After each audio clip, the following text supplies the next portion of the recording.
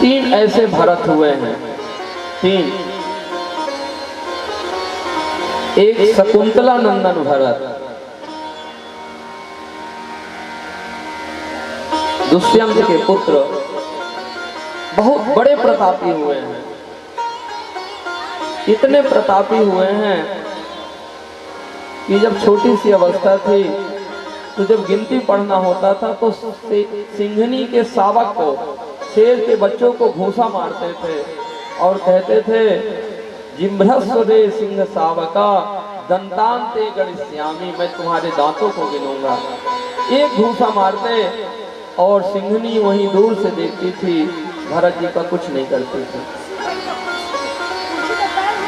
और जैसे ही वो शावक मुख खोलता तो दांतों को गिनते 1 2 3 4 5, फिर से वो शेर का बालक मुंह बंद करता तो फिर से मार देते। ऐसे महान भरत हुए हैं जिनके नाम से हमारे देश का भारतवर्ष पड़ा है, नहीं तो पहले अजनाब खंड था।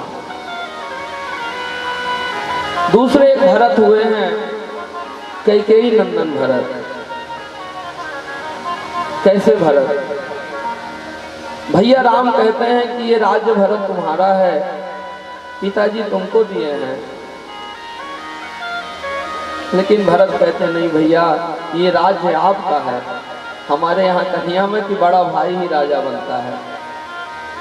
राम कहते हैं राज्य मेरा नहीं है, और भरत जी भी कहते हैं राज्य मेरा नहीं है। अब आप सोचें कि यदि किसी पंच को बुलवाया जाए पंचायत करने के लिए कि राज्य किसका है, वो क्या करेंगे? यदि एक वस्तु के लिए 2 लोग लड़े तो पंचायत होगी। लेकिन धन्य है भरत जी, भरत जी कहते मेरा भी राज्य नहीं है। भगवान राम कहते मेरा भी राज्य नहीं है। तो दूसरे भरत जिनके नाम से इस देश का नाम भारतवर्ष पड़ा है। और तीसरे ये जो ऋषभ देव के सबसे बड़े पुत्र भरत जी, ये भी परम तपस्वी थे, मोह माया में नहीं फंसे,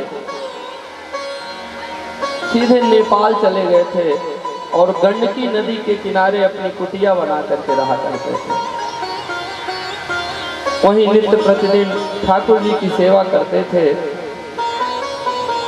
गंडकी नदी के किनारे, गंडकी नदी यानी जहां से शालिग्राम जी प्राप्त होते हैं, शालिग्राम, वहीं रहने लगे। एक दिन की बात है, श्री भरत जी पूजन कर रहे थे। उसी समय एक गर्भवती हिरणी, बहुत ध्यान से कथा सुनिएगा, एक गर्भवती हिरणी पानी पीने के लिए गंडकी नदी में आई और उसी समय एक शेर ने देख लिया और दहाड़ लगाया। बेचारी डर के मारे छलांग लगाई और आगे उसका प्राणांत हो गया और योनि द्वार से बच्चे का भी जन्म हो गया।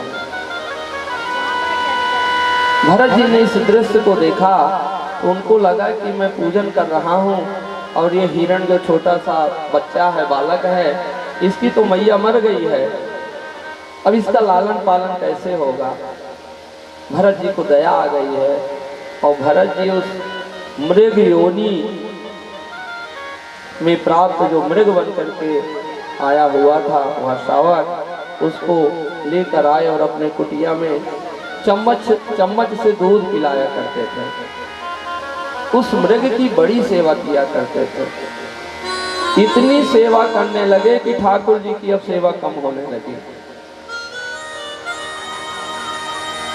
बहुत आसक्ति उस मृग पर हो गई।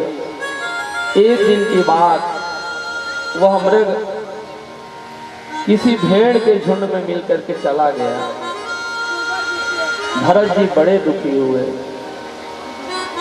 उनको लगा मैं छोटे से उसको पाला था, क्या मालूम कहाँ चला गया होगा। भरत जी बहुत दुखी हुए हैं और उस मृग की याद करते करते भरत जी का प्राणांत हो गया है।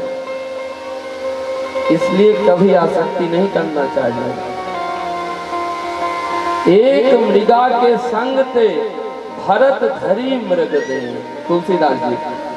एक मृगा के संग ते भरत धरी मृग देह, तुलसी उनकी कौन गति, जो घर घर करत सने।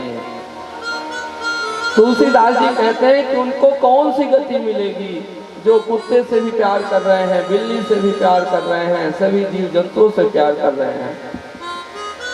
भरत जी इतने प्रतापी हैं, इतने मनस्वी हैं, लेकिन एक गलती हो गई। ठाकुर जी वाला समय उस मृग को दे दिए और रोते रोते श्री भरत जी का प्राणांत हुआ है।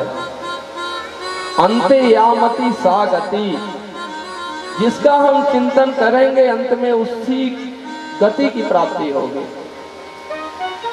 हमको वही योनि मिल जाएगी।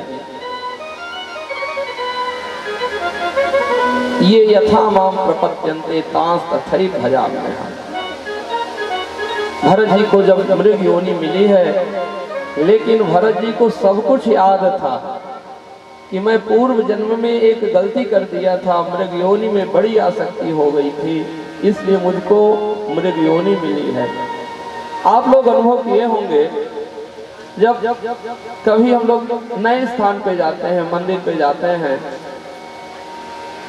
जाते पहली बार है, लेकिन अंदर से ऐसी आवाज आती है कि यहाँ और इसके पहले भी कभी आया हुआ है कि नहीं हुआ है।